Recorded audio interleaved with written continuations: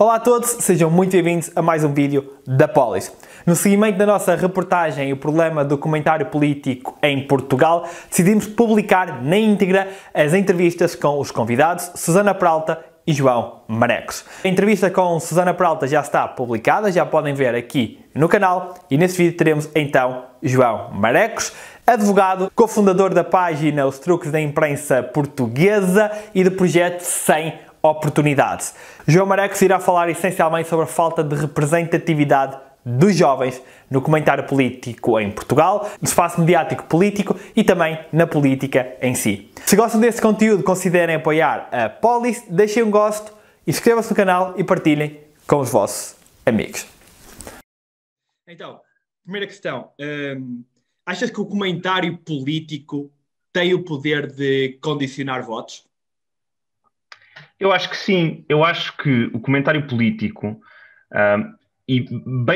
não só o comentário político, tanto o comentário político como qualquer tipo de exposição mediática de plataforma tem potencialmente o poder de alterar a dinâmica de votos, não é? E depende um bocadinho das audiências para as quais falamos. Quando falamos de comentário político, provavelmente não estamos a falar para uma audiência de jovens. E, portanto, se me perguntares, será que este comentário político que nós temos altera a votação ou as intenções de voto dos jovens? Se calhar não altera. Mas se tivermos um comentário político diferente, um comentário político com jovens, se calhar os jovens param para ver. E é um bocadinho esta que é a lógica da representatividade, não é? A lógica de nos vermos representados em quem faz parte do comentário, que, no fundo, acredito eu, não só atrai mais jovens para a política e para a participação cívica, como pode efetivamente influenciar votos. Ok. Então, na tua opinião, achas que o comentário político em Portugal tem um problema de representatividade, tanto ao nível de pessoas como ao nível de ideologias? Eu acho que, quanto ao tipo de pessoa, eu acho que é evidente que há uma falta de representatividade no comentário político em Portugal. É, sobretudo, um comentário masculino e é um comentário de mais de 50 anos. Obviamente, eu sei que há exceções em ambas as categorias, mas esta é, no fundo, a regra e o resto são exceções. Da parte da ideologia, não há como fugir da realidade de que, em Portugal, as discussões, os debates políticos funcionam muito à volta dos eixos dos partidos com representação parlamentar e, sobretudo, dos partidos com histórica representação parlamentar. Portanto, há menos espaço para partidos emergentes e há menos espaço para correntes e ideologias que não estão representadas já no Parlamento. E isto, obviamente, é uma pescadinha de rabo na boca. Se elas não estão representadas, não conseguem ganhar representatividade. O mesmo com os partidos que entraram agora, por exemplo, casos do PAN, casos do LIVRE, casos da Iniciativa Liberal, que acabam por também estar subrepresentados em muitos painéis, e dessa forma também lhes é mais difícil ganhar eleitorado. E, portanto, sim, eu acho que o comentariado político é um comentariado atualmente para defender o status quo, tanto o status quo ideológico como o status quo das estruturas de homens brancos com mais de 50 anos. Então, e achas que isto prejudica o desenvolvimento de políticas em Portugal e a qualidade do debate em si? Eu acho que prejudica a qualidade do debate, sem dúvida, não é? Um debate, para ter qualidade, depende também muito da diversidade de opiniões que estão presentes no debate e de visões que estão presentes no debate, porque senão acabamos por encontrar sempre os mesmos conflitos, as mesmas opiniões, e acabamos até por criar esta ideia, esta percepção de que aquelas são as opiniões que existem, e aquelas são as opções que existem, quando na verdade o menu ou o leque pode ser mais alargado. E, portanto, claramente ao nível da qualidade das opiniões, a falta de representatividade eu julgo que é evidente. Tinhas-me perguntado outra coisa para além da qualidade. Ao nível de políticas, ao nível de desenvolvimento de políticas. Se a falta de representatividade nos painéis de debate se implica, sem dúvida, ou seja, é exatamente a mesma lógica, que é, se nós temos sempre as mesmas pessoas a discutir e a representar sempre os mesmos polos ou sempre as mesmas posições ideológicas, as soluções vão necessariamente ser as mesmas. é aquela lógica, aquela famosa frase, que não sei se é dele ou não, do Einstein: se continuarmos a fazer as mesmas coisas, vamos continuar a chegar às mesmas conclusões. E só um estúpido é que faz isso, não é? E, de certa forma, não estou aqui, no fundo, a defender que devemos passar um pano por cima daquela que é a história política e partidária em Portugal e devemos fazer tudo diferente, mas claramente precisamos de abrir as portas, as portas do mediatismo político a novas visões, sobretudo numa altura em que, tanto em Portugal, mas sobretudo no estrangeiro, começam a aparecer novas perspectivas, novas correntes, que estão muito pouco representadas no debate político. Na questão da representação dos jovens, achas que as escolhas na parte do comentário político são propositadas do ponto de vista em que os comentadores que dão mais audiência são os mais velhos, que já são um bocado conhecidos do público, e depois isto cria um ciclo vicioso de não se criam oportunidades para os jovens, e eles não ficam conhecidos e depois não voltam a ser convidados? Ou seja, eu acho que há essa dimensão de pescadinha de rabo na boca, que já tínhamos falado. Esta ideia de que, se não damos oportunidades, as pessoas não conseguem tornar-se conhecidas e, portanto, não conseguem entrar ou competir com estas pessoas que elas estão há muitos anos. Há essa dimensão, sem dúvida, mas depois também há, julgo eu, e foi por isso que, no fundo, criámos o Sem Oportunidades, há uma dimensão muito prática, muito pragmática do funcionamento e da organização destes debates, que é: quem é que eu vou convidar à última da hora? Não sei, quer fazer um debate sobre isto, não conheço, não sei quem vai, e vou convidar os mesmos de sempre. Porque há várias coisas práticas nisto. Uma, já tenho o contacto; outra, já sei que não me vai falhar; outra, já sei que é uma pessoa que fala bem e que, portanto, que isto não vai ser um desastre. E, portanto, a verdade é que quando preparamos debates, e a verdade é que hoje em dia é assim que funciona nas redações, quando se preparam debates em cima do joelho, debates sobre uma coisa que aconteceu hoje à tarde, vamos debater hoje à noite, sem grande preparação, obviamente que o leque de escolhas se reduz muito e se faz apenas no espaço daquelas que são apostas seguras. E o que nós quisemos fazer com o Sem Oportunidades foi, no fundo, pesquisar e trabalhar e pedir a pessoas de fora que já têm esse espaço mediático, que, no fundo, fizessem quase uma recomendação de 5 pessoas na sua área para falar, 5 jovens. E a nossa ideia era um bocadinho substituir esse processo de não sei quem é que vou chamar, não conheço, não sei se é bom, não sei se é mau, dando essa ferramenta. E eu diria que, neste momento, fazendo assim um balanço ao fim de um ano de projeto, funcionou de forma muito moderada. A verdade é que houve várias ocasiões em que organizadores de debates falaram connosco e convidaram pessoas da lista, e, portanto, ela serviu a algum propósito, mas naquilo que são os debates recorrentes das grandes plataformas de televisão, não conseguimos. E é muito difícil. E a verdade é que talvez atingimos o pináculo desta situação agora nas presidenciais, quando temos painéis com aquilo que parecia quase os Avengers do documentariado político, não é? Todas as pessoas conhecidas que fazem comentário durante o ano se reuniram ali naquele dia para fazer, no fundo, aquele momento especial de comentariado político. E perdemos oportunidades de ouvir mulheres, porque estavam absurdamente subrepresentadas. Perdemos oportunidades de ouvir qualquer pessoa, eu diria sub-50, eram pouquíssimos. Abaixo dos 40 não havia nenhum. Abaixo dos 50 eu tenho dúvidas. E, obviamente, mais uma vez caímos no erro de sempre, que é as eleições, estes momentos políticos, tornam-se coisas de apenas alguns e não de todos. E, portanto, acaba por transmitir esta mensagem de que aquele momento, que é um momento importante cívico para o país, cívico-político para o país, é um momento que é, mais uma vez, um momento de uns e não um momento de todos. Perdeu-se essa oportunidade e, ao fim de um ano do projeto, foi, no fundo, foi uma sensação amarga verificar que está tudo mais ou menos na mesma, não é? As coisas, havia uma desculpa, que é: não sabemos quem eles são, e o objetivo do Sem Oportunidades era acabar com as desculpas, e, portanto, agora é mesmo só porque é um bocadinho assim que funciona. Mas cá estaremos para continuar a tentar, não é? Nessa questão das desculpas, o quão difícil foi conseguir arranjar as 100 pessoas, os 100 jovens com interesse em participar? Foi mais difícil do que eu pensava, porque porque eu acho que nós não usámos talvez o método mais fácil de fazermos isto. Porque a verdade é que quando nós começámos a fazer o projeto Sem Oportunidades, não tínhamos noção nenhuma sequer que ia ser um projeto que ia ser apresentado no Prós e Contras e que ia lançar um debate, e etc. E, portanto, isto começou por ser um projeto que estávamos a fazer ali um grupo de malta e, portanto, obviamente, para os curadores chegámos às pessoas que nós conhecíamos e eles indicaram pessoas que eles conheciam e, portanto, fizemos isto em circuito fechado. E a verdade é que a lista, tendo sido representativa, por exemplo, do ponto de vista de género, e eram 52 mulheres, eram 48 homens, que é mais ou menos a proporção da população, e não foi estudado, não foi planeado, foi uma coisa que aconteceu naturalmente. A verdade é que é uma lista à qual falta representatividade em muitos aspectos. E falta representatividade porque foi feita com esse método. Agora, no início de 2022, vamos lançar a segunda edição, já estamos a trabalhar nela e queremos fazer de uma forma diferente, também para que aquela lista acabe por não ser uma repetição dos erros que foram cometidos pelas pessoas que escolheram os comentadores há 30 anos, que foi a última vez que houve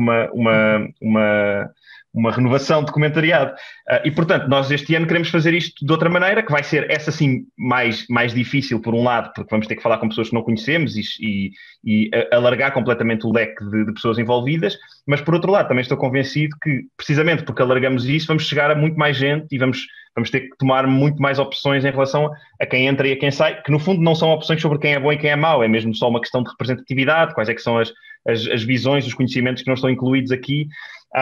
E, portanto, eu acho que nesse sentido não é fácil apenas porque tem alguma responsabilidade, não é? No fundo, nós também estamos a pedir a certas pessoas que dêem por jovens e que digam, não, estas pessoas são boas e podem ir falar.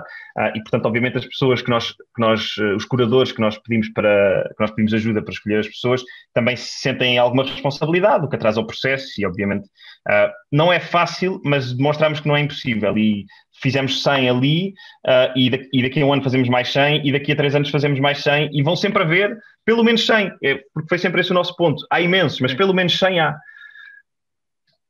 Achas que a opinião dos jovens na generalidade e do comentário político em especial não é respeitada? Olha, eu acho que é um bocadinho aquela história das bitolas que se colocam a certos grupos, não é? Da mesma forma que as bitolas que se colocam às mulheres para serem promovidas ou para serem respeitadas são superiores àquelas que se colocam aos homens, e aquelas que se colocam às minorias étnicas são superiores àquelas que se colocam para a maioria. Eu acho também que um jovem, para que a sua opinião seja respeitada, tem que cumprir uma bitola superior, tem que demonstrar que tem uma experiência espetacular, ou que estudou e que tem um PhD em não sei o quê, etc.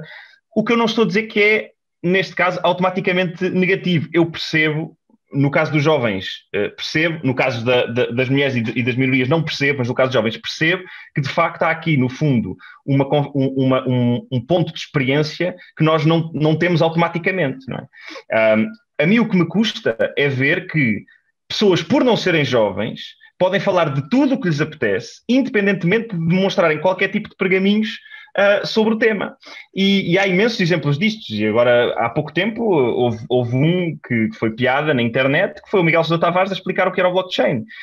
E isto é algo que nunca na vida ninguém convidaria um jovem para explicar o que é o blockchain sem primeiro lhe perguntarem, sabes o que é o blockchain, o que é que já fizeste, o que é que tens a dizer, quais é que são as tuas provas dadas sobre este tema. E em Portugal há esta ideia de que esta malta que já fala na televisão há 20 anos não tem provas a prestar perante ninguém, portanto pode dizer o que lhes apetecer, mesmo que não saiba nada do que está a dizer. E, portanto, eu nesse sentido acho que aos jovens sim é requerida uma bitola superior. Mas há outro ponto, é que efetivamente há muita gente em Portugal que manda em microfones que não respeita a opinião dos jovens. E eu vou-me coibir de apontar nomes, até porque soube destas situações off the record, mas no contexto dos Sem Oportunidades, eu sei que houve um grande pivô das notícias em Portugal que comentou, os jovens não têm nada a dizer sobre nada, estão mal preparados, não se interessam. Esta ideia de trazer mais jovens, como só por serem jovens merecessem microfone, é uma treta. E a verdade é que ninguém está a pedir o microfone por serem jovens, não é? O que nós estamos a dizer é há imensos jovens com imensas coisas para dizer, com experiências práticas enormes em determinados temas, com doutoramentos e especializações. Enfim, o que estamos a dizer é que, de facto, há perspectivas diferentes, que são diferentes também em função da idade, não é? Da posição em que estamos nas nossas vidas. A proximidade a certos fenómenos também é completamente diferente, sobretudo quando falamos em novas tecnologias, quando falamos em regulação de plataformas. Vários dos grandes temas que vão dominar o espaço público nas próximas décadas são temas que os jovens, que hoje sou eu, mas que amanhã é o meu irmão e depois de amanhã será o meu filho, estarão sempre mais próximos, porque são eles que estão mais próximos do último grito, não é? E, portanto, ignorar isto e continuar a ter o Miguel Sousa Tavares a falar sobre blockchain, ou uma outra pessoa, o Marcos Mendes, a falar de regulação de plataformas, só porque eles já falam disto, só porque eles já falam de tudo há muito tempo, é um erro crasso. Mas que é um erro que também deriva da preguiça e desta sobranceria com que se encara as opiniões dos jovens. A teu ver, o que é que podemos fazer para colmatar estas falhas? Achas que seria de fazer algo pela via legislativa ou é mais uma mudança de mentalidades e de cultura em si? Eu acho que é sobretudo uma mudança de mentalidades. Eu acho que da parte dos jovens, eu pelo menos sinto isso sempre que me convidam para falar, para escrever, para qualquer coisa que implique ter voz no espaço público. Eu tento sempre primeiro dizer que sim, quando são coisas das quais eu posso falar. Também já disse que não quando eram coisas que não, enfim, com as quais eu não sabia, mas acho importante dizer que sim, um bocado para apagar essa ideia de que nós não estamos presentes ou nos interessamos. Eu sinto muito que nós não podemos exigir espaço e recusar aparecer quando esse espaço nos é dado. E, portanto, mesmo às vezes quando não me apetece ou não me dá jeito, eu tento sempre dizer que sim. E depois tento sempre a preparar-me muito bem, porque sinto que quando estou a falar não me estou a representar só a mim, mas estou também a representar, no fundo, as pessoas da minha idade. Porque não na opinião, no brio, saindo-me bem e, no fundo, não dando pouca conta de mim. Porque o que eu sinto é que cada vez que um jovem é dado uma oportunidade destas e nós vamos lá e efetivamente não acrescentamos, não sabemos do que estamos a falar, tropeçamos nas palavras, tropeçamos nas ideias, o que estamos é, no fundo, a confirmar todos estes estereótipos que associam já tantas vezes aos jovens, que não são confiáveis, não sabemos se vão falar bem, se vão saber do assunto. E, portanto, eu acho que temos essa responsabilidade quando nos pomos a falar no espaço público, que é uma responsabilidade que claramente malta mais velha, sobretudo homens mais velhos, não têm, não é?